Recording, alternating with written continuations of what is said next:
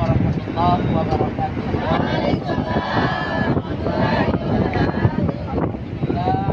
Masya hari ini kita berada di Jabal Rahmah, di Padang Arafah, yang kita tahu sejarahnya pertemuan Adam dan Hawa.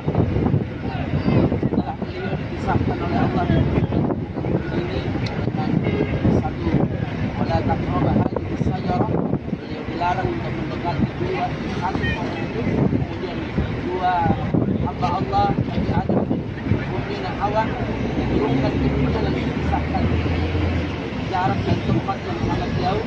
Menurut kisah ada yang mengatakan satu diturunkan di daerah India dan satu diturunkan di Jeddah. Kemudian Allah pertemukan Nabi Adam dan Siti Hawa di Arafah, kemudian saling mendekat saling mengenal, maka beliau kembali